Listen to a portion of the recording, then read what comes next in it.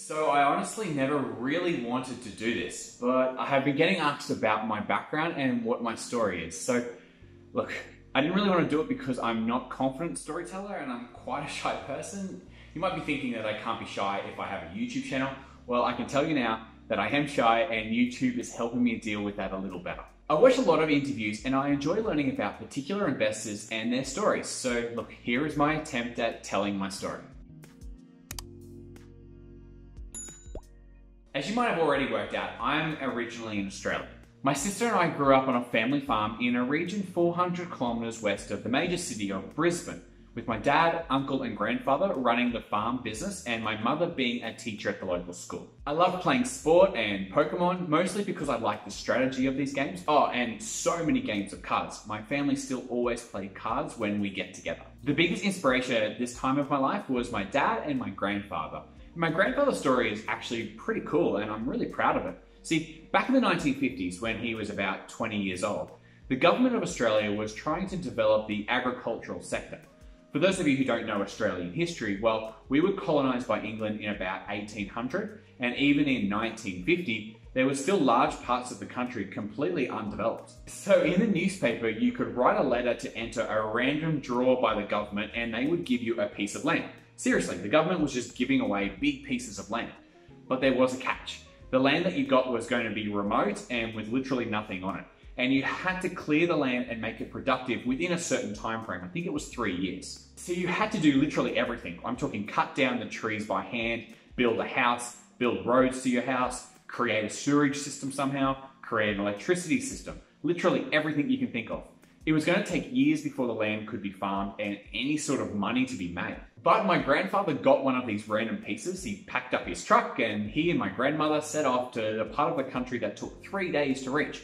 Without any communication services, definitely no mobile phones or anything like that.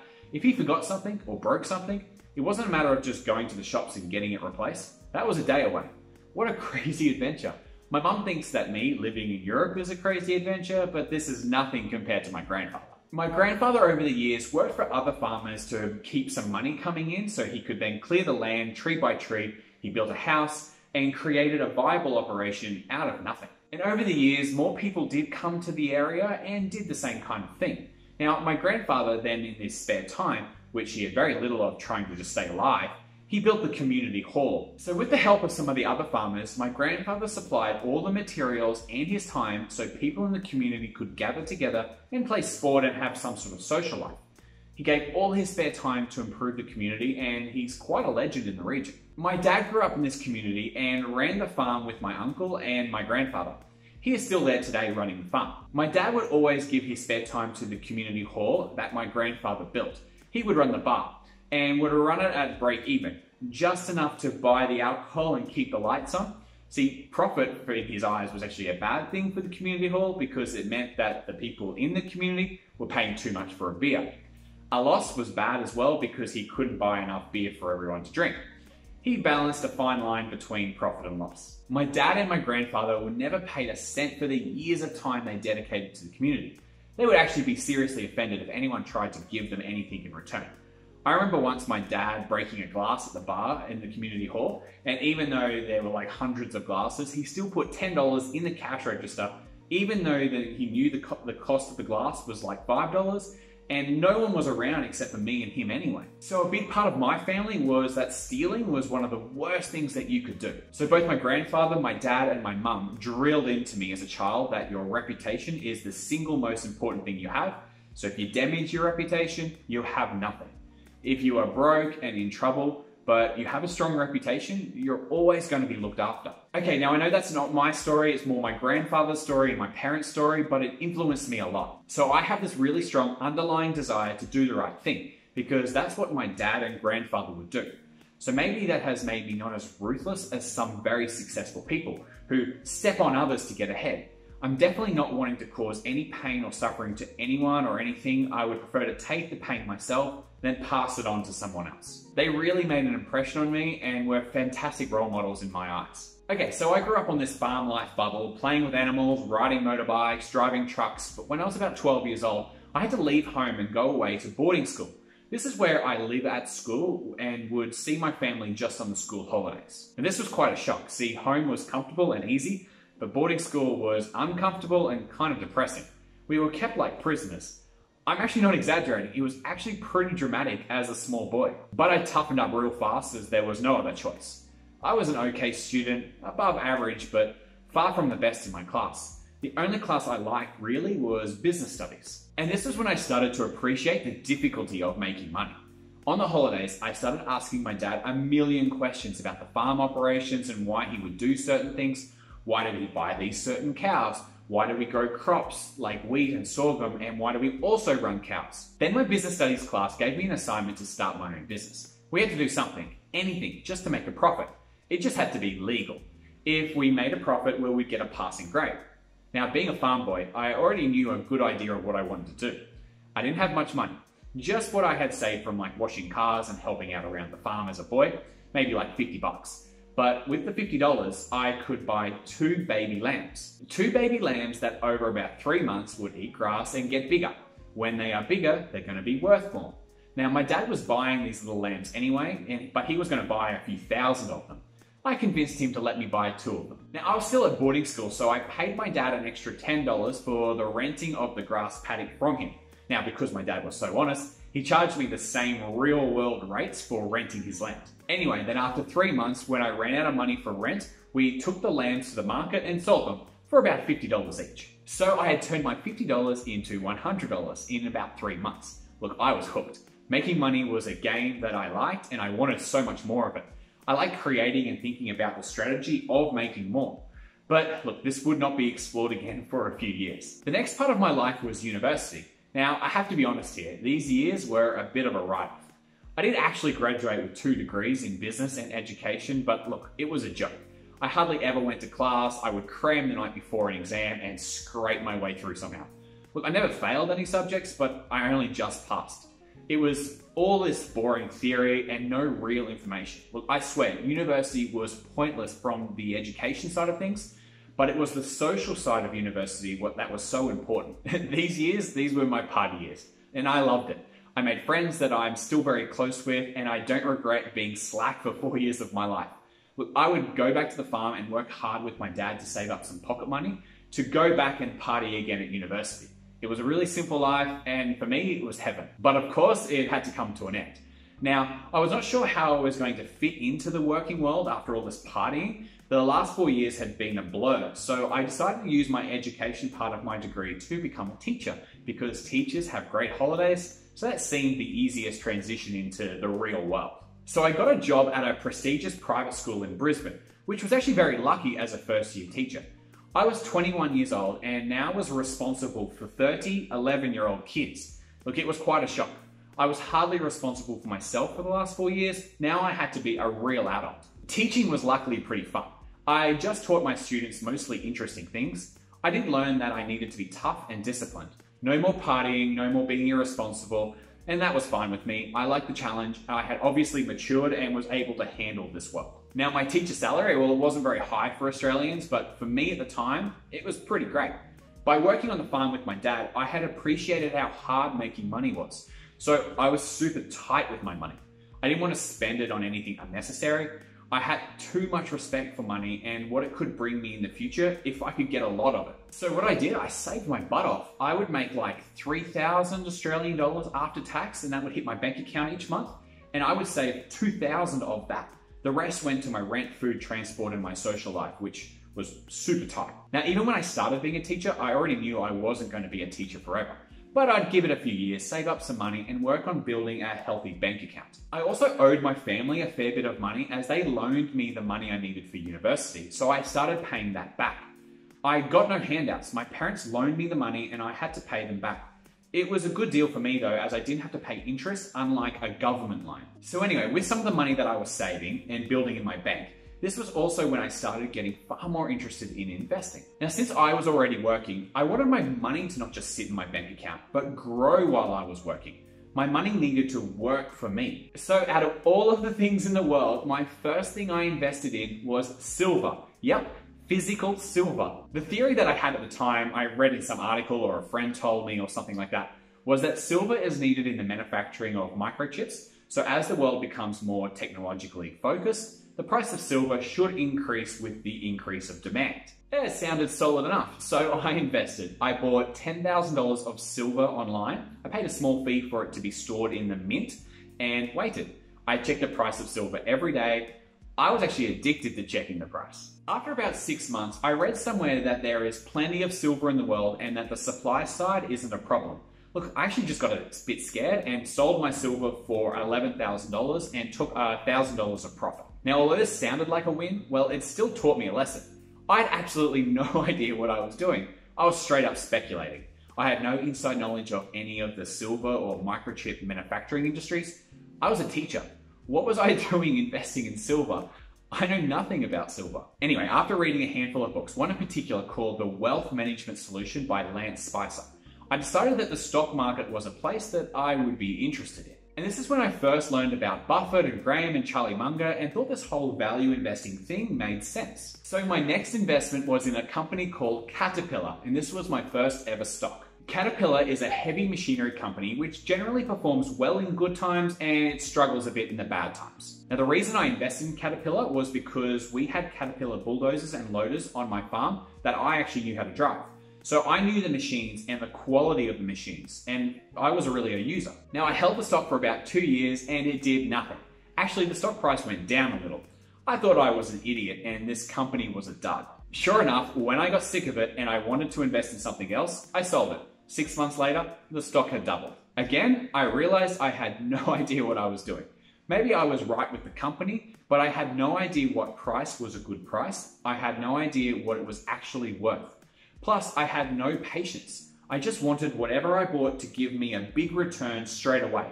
Like, I don't know, 50% in the first year or something like that. That's what I expected. I would watch the stock market and saw that some stocks did that. They'd go up 50% or 100% in a month. Why couldn't I pick the stocks that did that? Was I just unlucky? Okay, I thought a bit more rationally about it and there must be some sort of skill. It can't be random. So I started reading books and in my spare time as a teacher, I would try to keep up to date with the stock market. Over the next few years, I put pretty much all my money to work in the stock market. It was part skill and look, still part luck. Some of my stocks didn't do much, like Caterpillar, but others did really well. I was getting pretty heavy into Apple stock back in 2010 to 2012. This at the time was my favorite company. Everything I read about the company was making sense and I thought they were undervalued, but I had no idea by how much. But the investors I were following were very bullish on Apple. I was buying at about $6 to $12. I just kept buying until it was about half of my portfolio. I did this a lot when I was young. I relied on other investors that I thought were smart and listened to their ideas. When they bought something, I definitely had a fear of missing out, so I would buy it too. And honestly, this actually served me pretty well, as the main person I was copying was a smart guy and knew his stuff. It made sense to me as well. He is an Australian investor called Lance Spicer. So I was still a teacher and saving as much money as I could and pouring it into the stock market. Investing in ideas that Lance Spicer would analyze first, and if I liked the company, I would invest in as well. Now, after about 3 years of being a teacher, I started to get a bit bored. I was enjoying making money far more than teaching, and I wanted to make more of it so I could fund my investments. So I left my job and thought I would enter the business world. I got a job working in sales for Procter & Gamble, a big multinational that I thought would give me some experience in the business world. Now, my boss was a great guy and he really knew the business well. But look, the business was struggling. They had all these old dying brands that competition were just eating away at. They had no online presence at all and were just doing the same things that they'd been doing 3 decades ago. They were a real slow-moving giant corporation. I realized pretty early that this company was going nowhere and it was a bit of a dead-end job. So while I was driving around the city going from meeting to meeting, I started listening to podcasts, well, entrepreneur podcasts, specifically the Smart Passive Income podcast by Pat Flynn. And after reading and listening about all the successful people in the world, they all have one thing in common. They are not employees, none of them. So that's my next step. Start my own business and make my own money. The podcasts were a great way to get motivated and listen to ideas. Look, I'm not a smart guy. I'm not creative. I'm not going to start the next Uber or anything revolutionary. But what I can do well is copy someone else's good idea. And I don't see a problem with that. So I was on the lookout for good ideas. One of the first ideas that I had that I nearly followed through on was a drive-through sushi restaurant. Although maybe the idea was not that bad, it was completely outside of my area of expertise, and I definitely didn't have the money to start something like that. Probably by about my 30th idea, I thought I could sell simple websites to small businesses in my city that didn't have a website yet. That seemed pretty simple. So I went around and found a couple of businesses that said yes to letting me build them a simple website. I charged them $150 a month for me to make the website and add some content to it from time to time. It was pretty simple. So at age 25, I now decided I was super sick of working for Procter & Gamble. Even though it really was a good job, I was ready to go out on my own. Most people thought I was crazy right now because I had no income besides a few of my website clients, but I only had 4 clients and that wasn't enough to pay my living costs. But I knew I could make something happen. Like my grandfather did, I just wanted to build something. Now, the first thing I realized about having a website business is that clients suck. They are complaining about things, wanting changes made, annoying me all the time about silly little things. So now I wanted to start a business that didn't have any clients. Plus it had to be online, so I didn't have to live in Australia anymore. I could be free and go anywhere in the world whenever I wanted. This idea of location independence was really important to me, so if I was going to build something, it had to be able to be done from my laptop. Then one day, in a random podcast, I heard 2 guys who were selling shampoo on Amazon in the US, and they were making a killing. For some reason, this piqued my interest, and I started researching. And after 3 or so months of absorbing everything I could online, I finally decided that I would try to sell something on Amazon. I think I'll save the details of this part of the story for a separate video because there's a lot of details. But briefly, this is kind of what happened. I started with 1 product, then 2, and then 3. I was seeing things get better and better and realized that although I love my stock portfolio, the return that I could make in my own business was going to be better, so I sold all of my stocks. I think I made about 70 or 80% on my investments over about a 4-year period. Most of that was my Apple stock and the exchange rate, because back in 2010, 2012, and that time, the Australian dollar to the US dollar was level at 1 for 1. But when I sold everything, the Australian dollar to US dollar was about 1:75 cents. This just meant that I made about 25% extra just on the exchange rate going in my favor. This was complete luck. So I put nearly all my money into growing my business. I lived off a little bit of my stock market profits, about $20,000, $25,000 I kept that I had to try to make last just as long as possible. So there I was, living in Brisbane, working every day on trying to grow this new business online, and my bank balance getting smaller every day. Now, about 18 months into the business, things were going pretty well. Sales were strong and growth was strong. My partner at the time and I decided we were ready to travel and work on the road. Location independence was finally here. Now, we traveled the world living in a very cool lifestyle for a couple of years. I think about 30 countries we visited, working a little in the mornings and enjoying the tourist life in the afternoons and the evenings. Now, unfortunately, we split up, but I didn't want to go back and live in Australia. See, tax in Australia is really high, and it made no sense to pay Australian tax if my business wasn't based there and I didn't want to live there. So that's how I found the Republic of Georgia. I reorganized my business structure and became a resident of Georgia. And that's where I am based most of the time for the past few years. About 2 years ago now, I sold my Amazon business, took those profits and dove back into the stock market. I currently am living in Kiev in Ukraine, as it is a great city and I really enjoy living here. Georgia is still my residency and I'll go back there whenever they open up the borders again. At the moment, I spend my days becoming a better investor by reading investing books and watching lectures online. This YouTube channel is actually so I can be a better investor, because the best way to really truly understand a topic is to teach it, and I had that experience as a teacher.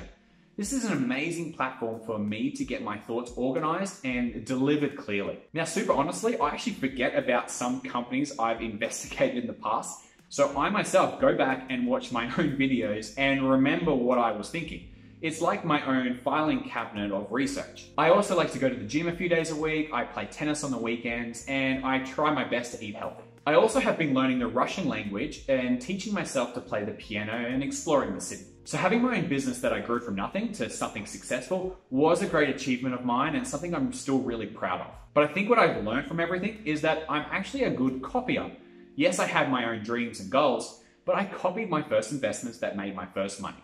I copied my Amazon business model and that was successful too. I spend my time really trying to understand the investments that I am making and analyzing the companies that I'm wanting to invest in. But at the end of the day, I'm not going to be the best. And I don't think there's anything wrong with this. I'm no Oracle of Omaha like Buffett or Charlie Munger. I'm just a guy who likes common sense. So at the moment, I think it is better for me to copy the best investors in the world that display the most common sense. I don't need to recreate the wheel. Other smarter, more experienced investors are doing the hard work with their own money. It makes total sense to leverage their skills. So I've actually been sitting on this idea for a while now, but it is something I am working on. And that is that I am planning to start a very low fee investment fund. Something that I will be putting my reputation on the line with. I will take the best investors in the world and copy their ideas into a fund. A shameless copycat fund. Now I'm still working out the details of this, and I'm still actually spending a lot of time doing back testing with the data that I have. But at the moment, my early indications are that the performance of this fund could be in the top 100 funds of the entire world. It's a big dream of mine and a big goal, but it gives me a lot of motivation to help so many people make money. Look, money doesn't buy happiness, but it does buy you options. And I think having the optionality to pursue whatever we want in life, well, that is what's going to make us happy. At some stage, I'll have more information about the fund that I am building. And if you are interested, download my intrinsic value calculator in the description so I can get your email address. Then I can email you when I have more information. Look, I don't send newsletters or anything annoying to your email. So look, it's just for information about this future fund. I'll also make another video soon about my Amazon business, more about the details of how I grew it and my tactics that I used and all that good stuff. So if you are interested in that, let me know in the comments and subscribe so you don't miss that video. If you have any more questions about anything, you can ask me anything you like in the comments. And I really appreciate you staying to the end of the video. I hope my story wasn't too boring, but if you're still here, look, hopefully you got something out of it, and I will see you in the next video.